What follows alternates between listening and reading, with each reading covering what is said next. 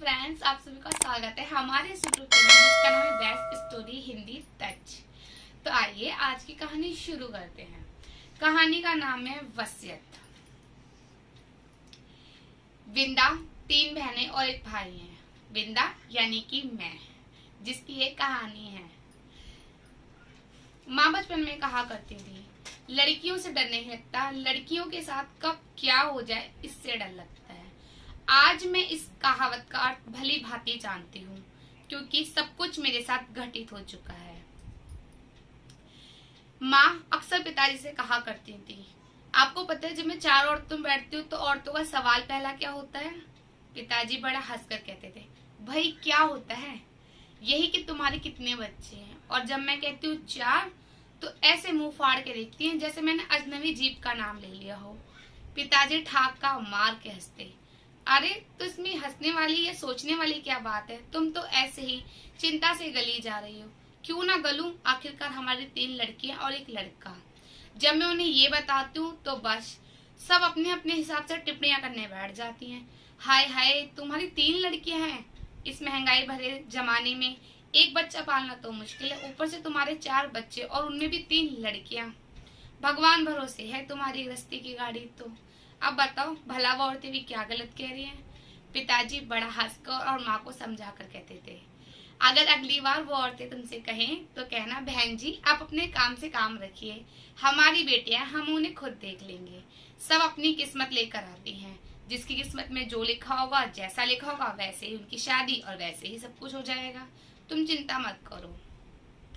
पिताजी ने हम बहन भाइयों में कभी भी फर्क नहीं समझा, चारों को ही समान शिक्षा दी। वैसे ऐसा नहीं था कि उनके घर में बेटा नहीं हुआ था। भैया तो पहली ही बार में हो गए थे। इस घर को चिराग तो पहले ही जल चुका था, लेकिन इसे संयोग कहो या किस्मत, एक के बाद हम 3 बेटियां इनके आंगन में उतर आई। बड़ी दीदी कृष्णा, दूसरी मृदुला और तीसरी मैं विंदा। ऐसे ही हंसी खुशी दिन कट रहे थे। एक दिन माँ ने पिताजी को कहा, बच्ची आप जवान हो रही हैं, उनके लिए लड़का देखना चाहिए। पिताजी को भी माँ की ये बात ठीक लगी। पिताजी ने दोनों बहनों की शादी कर दी और भैया यानी कि अमृत मेरे भैया का नाम है, उन्होंने बीए तक पढ़ाई करी और उसके बाद उनका बिजनेस में रुचि थी, तो उन्होंने अपना एक नया बिजनेस खोला और उससे अच्छा खासा जमा लिया। पापा ने तीनों ही बच्चों की शादी अपनी हैसियत के अनुसार कर दी। दोनों बहनें ससुराल जा चुकी थी। अब घर में रह गए मैं, पापा, मम्मी, भैया, भाभी और भाभी के बच्चे 2, एक बेटा और एक बेटी। अब पिताजी बड़ा निश्चिंत होके कहते हैं कि अब मैं विंदा की शादी आराम से करूंगा, कोई जल्दी नहीं है, तब तक हमारे अमृत के बच्चे भी थोड़े से बड़े हो जाएंगे। इस पर सब हंस दिया करते थे।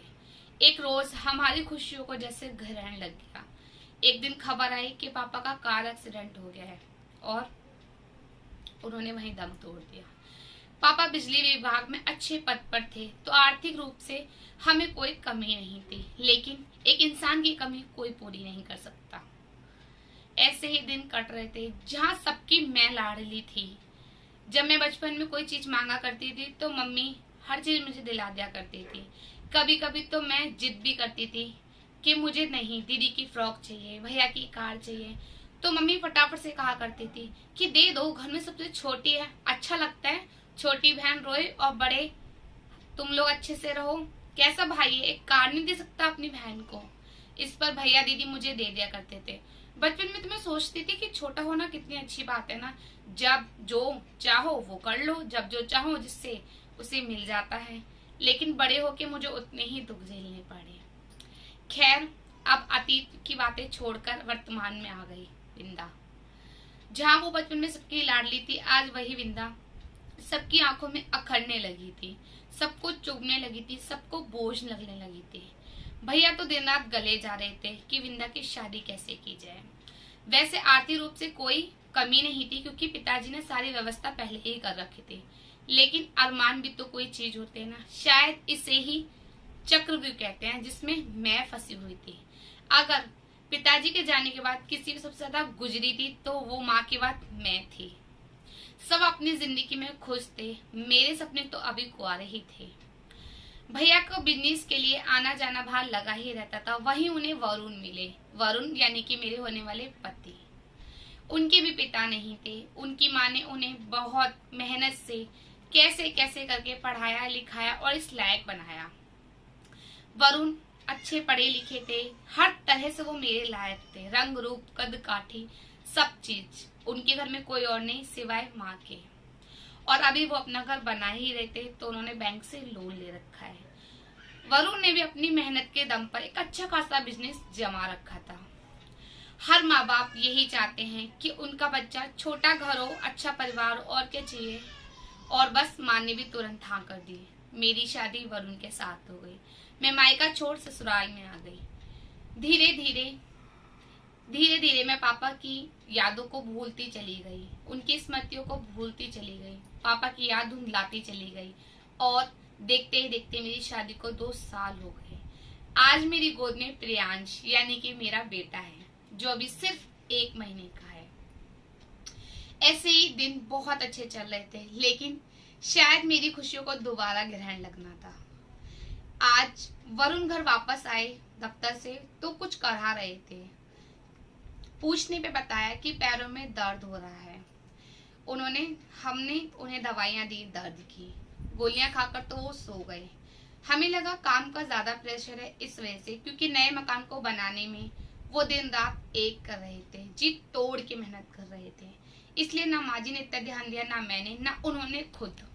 गोलियों पे गोली खाते रहे। कुछ दिनों तो ऐसे ही चला, लेकिन ये दर्द है कि जाने का नाम ही नहीं लेता। फिर बारी आई डॉक्टरों की। डॉक्टर दर डॉक्टर बदलते चले गए, हकीम वैद्य झाड़ फूक हर चीज कराई, लेकिन ये दर्द है कि जाने का नाम ही नहीं लेता। वरुण रात रात भर दर्द से कराहते थे और मैं सिवाय उनके दर्द में जागने के कुछ नहीं कर पाती थी। फिर एक बार मुझे सोचा कि अगर मैं उनके पैर दबा दूं तो शायद उन्हें आराम मिले। जब मैं उनके पैर दबाती उतनी ही देर उन्हें आराम मिला करता था। जहां मेरे हाथों का स्पर्श ढीला पड़ता, वरुण समझ जाते मैं थक चुकी हूँ, और वो झूठे ही झूठे मुझसे कह देते थे, विंदा सो जाओ, मुझे भी नींद आ गई, आराम मिल गया तुम्हारे पैर दबाने से। सब कुछ जानते हुए मैं भी क्या कर सकती हूँ, आखिरकार मेरा छोटा बच्चा है, घर भी मुझे ही संभालना है। मैं सो जाया करती थी। ऐसे ही दिन कट रहे थे। इंदौर में हमने बहुत डॉक्टर बदले, बहुत हकीम वैद्य सब कुछ करा, लेकिन कोई फायदा नहीं मिला।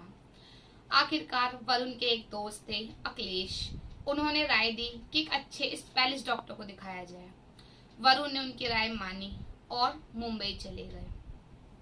मुंबई उनके साथ अखिलेश और माँ जी गए। मैं घर पर ही रही, क्योंकि माँ जी ने बोला था कि बच्चा छोटा है तो मैं परेशानी होगी। मुंबई जाके वो लोग वहीं पर रहने लगे, एक किराए का घर लेकर, क्योंकि इलाज थोड़ा लंबा चलना था। वरुण देखते ही देखते वरुण बहुत कमजोर हो रहे थे। उनके बाल दिन पे दिन झड़ रहे थे, कुछ बाल सफेद हो रहे थे। नींद पूरी ना होने की वजह से वरुण चिड़चिड़े हो गए थे। आज वो 40 की उम्र के, ये बीमारी ने उन्हें, पैर के दर्द ने उन्हें 40 साल का लुक दे दिया था। वरुण मुंबई गए मम्मी के साथ और अखिलेश के साथ, वहीं पर रहे। मैं रोज मम्मी से बात किया करती थी तो हमेशा माँ कहा करती थी अभी टेस्ट हुए नहीं है, रिपोर्ट नहीं आई, बहाने बना दिया करती थी। एक दिन ऐसे ही 6-7 दिन बाद अचानक दोपहर में माँ, वरुण और अखिलेश घर आ गए। मैं देखकर थोड़ा सकपका गई। एकदम से बिगर बताए क्या बात हुई, डॉक्टर ने क्या कहा। मैंने तो सवालों की झड़ियां लगा दी। माँ का चेहरा उतरा हुआ था। एक माँ कैसे कहे कि जो कंधा उसे देने के लिए था, आज वो खुद अपने बेटे को ऐसे देखेगी। एक माँ कैसे कह सकती है कि उसके बेटे को डॉक्टर ने चंद सांसों की मोहलत दी है। आखिरकार वरुण ने हिम्मत करी और मुझे बताया कि डॉक्टर्स ने कुछ महीने, कुछ दिन, कुछ घंटे की मुझे मोहलत दी है। मैं कुछ महीने भी जी जाऊं तो ये भगवान का शुक्र होगा। ये सुनकर तो मेरी आंखें फटी रह गईं। ऐसा लगा धरती फट जाए और मैं उसमें समा जाऊं। बस एक यही तो चीज है ना, मौत मांगने से नहीं मिलती। अगर मौत मांगने से मिल जाती तो दुनिया में शायद इतने दुखी नहीं होते। खैर, वरुण के लिए हमने कोई कसर नहीं छोड़ी। मैं, माँ जी, एक औरत जितना अपने पति के लिए कर सकती है, मैंने करा। मिन्नतें, मंदिर, पूजा पाठ, व्रत, उपवास, दान पुण्य हर चीज करी।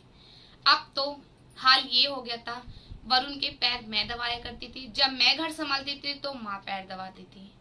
क्या करें, बच्चे की खुशी के आगे कुछ नहीं देखा जा सकता। ऐसे ही दिन कट रहे थे, देखते देखते 6 महीने निकल गए थे। आखिरकार एक रात वरुण ने अपनी आखिरी सांसें ली। सुबह का सवेरा हो चुका था, लेकिन मेरे जीवन में अंधकार हो चुका था। वरुण हमसे बहुत दूर जा चुके थे। वरुण के जाने के बाद उनके इलाज में इतना पैसा लगा कि जो घर उन्होंने लोन पर लिया था, लोन की किस्त पे किस्त चढ़ चुकी थी, क्योंकि किस्त बहुत कम गई थी। घर, फैक्ट्री सब नीलामी के कगार पर था। जेवर सब कुछ बिक चुका था। हम बिल्कुल रोड पर आ चुके थे। आखिरकार सब कुछ नीलाम हो गया। आज हम किराए के एक छोटे से कमरे में रहा करते हैं, मैं, माँ जी और मेरा बेटा प्रियांश। एक बार मेरी दोनों बहनें मुझसे मिलने आई, मृदुला और कृष्णा। वो जब आई तो मैं छत पर बैठी थी और मैंने अपनी बहन से कहा, दीदी देखो ये पेड़ की लताएं कैसे टूटकर बिखर गई हैं पत्तियां। ऐसे ही कुछ कुछ मेरा जीवन है। मेरी दोनों बहनों ने मेरे कंधे पे हाथ रखा और कहा, नहीं विंदा जी, ये देखो इस टहनी को उठाओ और इस पर एक कपड़े टांगने की रस्सी होती है, उस पर उन्होंने लटका दिया तो उसे सहारा मिल गया। ऐसे ही तुम्हें भी जीवन में अगर सहारा मिल जाए तो तुम्हारा जीवन वापस संवर जाएगा। हम जितना हो सकेगा कोशिश करेंगे। ये सिर्फ कहने की बात नहीं है। आखिरकार मेरी बहनें जितना कर सकती थी मेरे लिए उन्होंने हर तरह से मदद करी, और उनके पतियों ने भी। मेरी बहनों ने कहा कि क्यों ना तुम अपने हिस्से की जायदाद भैया से मांग लो। ये सुनकर मैंने कहा, भैया मानेंगे? मेरे दोनों जियाजी और बहनों ने कहा, हम बात करेंगे। आखिरकार सबके ज्यादा कहने पर मैं अपने मायके गई और मैंने वहां जाकर अपने हिस्से की जायदाद मांगी। भैया भाभी दोनों का मुंह बन गया। काफी बहस हुई। माँ भी उल्टा मुझे ही समझा रही थी। खैर मेरी दोनों बहनों में से दोनों ने कहा कि अगर तुम विंदा को विंदे का हिस्सा नहीं दोगे तो हम कोर्ट में जाएंगे, और जब हम कोर्ट में जाएंगे तो तुम्हें हम दोनों का भी हिस्सा देना पड़ेगा। अब तुम सोच लो कि तुम्हें क्या करना है। तुम्हें खाली विंदा का हिस्सा देने के लिए कह रहे हैं, हम अपना हिस्सा तुमसे नहीं मांग रहे हैं। आखिरकार तुम उसकी मजबूरी देखो। आखिरकार भाभी ने भैया को समझाया, दे दो, नहीं तो इन दोनों को भी देना पड़ेगा। भैया के बात समझ में आ गई और उन्होंने मुझे मेरा हिस्सा दे दिया। मेरे हिस्से में, जिसमें मेरा बचपन गुजरा, उस घर के ही बगल में एक घर था। छतें आपस में मिली हुई थी, दीवार कोई खड़ी नहीं थी। वो घर आया और कुछ पैसे वगैरह भी। घर में मैं रहने लगी और उस पैसों से मैंने एक सूट की दुकान खोल ली और घर में ट्यूशन भी पढ़ाने लगी। धीरे धीरे जिंदगी की गाड़ी पटरी पर आने लगी। एक दिन वरुण की माँ हमें छोड़कर चली गई। अब रह गए सिर्फ मैं और प्रियांश। मेरा प्रियांश अभी सिर्फ 2 साल का ही था। जब भी वो खेलता था, आखिरकार है तो बच्चा ही, चला जाता था अपनी मामी के पास, मामी के बच्चों के साथ खेलने। लेकिन हमेशा नुकसान मेरे भाभी के बच्चे करा करते थे और मेरी भाभी प्रियांश को डांटा करती थी। हमेशा मुझे भरा बुरा सबके सामने सुना दिया करती थी। ना जाने गली में उन्होंने मेरे बारे में क्या क्या बातें कर रखी थी। विधवा है, मनूस है, वगैरह वगैरह, जैसा कि विधवाओं के बारे में बोला ही जाता है। मैं हालात की मारी क्या कर सकती थी, चुप रहना ही बेहतर समझा। आखिरकार वो मेरी भाभी है। वो भूल गई, लेकिन मैं तो नहीं भूल सकती ना। ऐसे ही दिन कट रहे थे। एक दिन मैं ट्यूशन पढ़ा रही थी तो मेरी भाभी आ धमकी, तुम्हारे बेटे ने मेरे घर का ये इतना महंगा गुलदस्ता तोड़ दिया। आखिरकार तुम लोग चाहते क्यों? पहले तो आके ज्यादा धड़प ली और अब ये तुम्हारा बेटा। काफी खरी खोटी भाभी ने सुनाई। उस दिन मैंने अपने मन में सोचा, अब मैं अपने बेटे को वहां जाने ही नहीं दूंगी। लेकिन एक दिन मेरी माँ की बहुत तबीयत खराब थी तो मैं माँ के ही पास चली गई थी। माँ के पास बैठी बातें कर रही थी। पता नहीं कब प्रियांश मेरी पकड़ से छूटकर भाभी के बच्चों के साथ खेलने चला गया। लेकिन थोड़ी ही देर में प्रियांश की जोर जोर से रोने की आवाज आने लगी। मैं भागकर प्रियांश के पास गई। वहां जाकर मैंने देखा प्रियांश के पूरे शरीर पे स्केल के निशान थे। मेरी भाभी ने उसे बहुत मारा था और वो चीख रहा था दर्द से। मैं माँ हूँ, रो पड़ी, कलेजे से लगा लिया और उससे पूछा, तुमने गलती की, तुमने कार तोड़ी? उसने बड़ी मासूमियत से कहा, कार मैंने नहीं, मामी के बेटे विनोद ने तोड़ी है। भाभी की बेटी छोटी थी, उसका भी नाम संजू था। उसने भी कहा, हाँ बुआ, प्रियांश ने नहीं, विनोद ने ही कार तोड़ी। इतने पे ही मामी उसको ही मारने लग गई। तुम्हें कुछ नहीं पता, झूठ क्यों बोल रही हो? तुम्हें तो अपने भाई की साइड लेनी चाहिए, इस मनोज की साइड मत लो। मनोज कहीं का बाप तो है नहीं और हमारे यहाँ आ जाता है खेलने। इतना सुन के मैं ऐसे रो के वहां से भागी। बस अब मैं बर्दाश्त नहीं कर सकती। आकर खूब रोई उस दिन घर में और अपने बेटे को सहलाया, बहला फुसला कर उसे सुला दिया। और उसे सुलाते सुलाते मेरी आंखों से आंसू बह रहे थे। मैं ये सोच रही थी कि लोग आजकल कानून बना है कि बेटियों की का भी हक है बाप की जायदाद में। सही बात है, लेकिन अगर कोई बेटी हालात के मारे या दुखों के कारण अपने हिस्से की जायदाद लेना चाहे तो क्या भाई को ऐसा करना चाहिए? उसे तो बल्कि बढ़ चढ़कर हिस्सा लेना चाहिए। लेकिन जब अपना ही भाई ऐसा हो तो भाभी से हम क्या उम्मीद कर सकते हैं? फ्रेंड्स, इससे पहले मैंने आपको एक कहानी भी सुनाई थी जिसमें था 100 सुनार की एक लोहार की। उसमें रुचि का पति गलत था क्योंकि वहां सब कुछ ठीक था, उसको जायदाद नहीं लेनी चाहिए थी। लेकिन यहाँ तो विंदा ठीक है क्योंकि वो उसका पति भी नहीं है और उसके हालात ठीक नहीं है, तो उसके भाई को उसका हिस्सा देना चाहिए था। तो आप अगर चाहे तो मेरी वो कहानी भी दे सकते हैं। विंदा रो रही है और बस यही सोच रही है कि वैसे तो कानून बहुत है लड़कियों के लिए, लेकिन अगर लड़कियां अपना अधिकार मांगने आ जाए तो मायके वालों को कितना बुरा लगता है। क्या उसका ये रवैया ठीक था? अब विंदा ने मन में सोच लिया कि अब मैं वहां कभी नहीं जाऊंगी और अपने बेटे प्रियांश को भी नहीं भेजूंगी। फ्रेंड्स, ये कहानी यही एंड होती है। इस कहानी के उद्देश्य से मैं आपको यही समझाना चाहती हूँ कि सही बात है, वैसे अगर सब कुछ ठीक है तो बेटियों को हिस्सा नहीं मांगना चाहिए। लेकिन अगर ऐसा भगवान ना करे किसी के साथ हो, लेकिन अगर हो जाए तो मायके वालों को खुद से उसे अधिकार देना चाहिए, बढ़ चढ़ के हिस्सा लेना चाहिए इसमें। चलिए फ्रेंड्स, इसी के साथ मैं आपसे दोबारा मिलूंगी। और अगर आपको मेरी कहानी अच्छी लगी तो मेरी कहानी को लाइक कीजिएगा, चैनल को सब्सक्राइब कीजिएगा और अपने विचार कमेंट्स बॉक्स में जरूर लिखिएगा। फ्रेंड्स, चलिए हम अगली कहानी में आपसे दोबारा मिलते हैं। तब तक ले राधे राधे।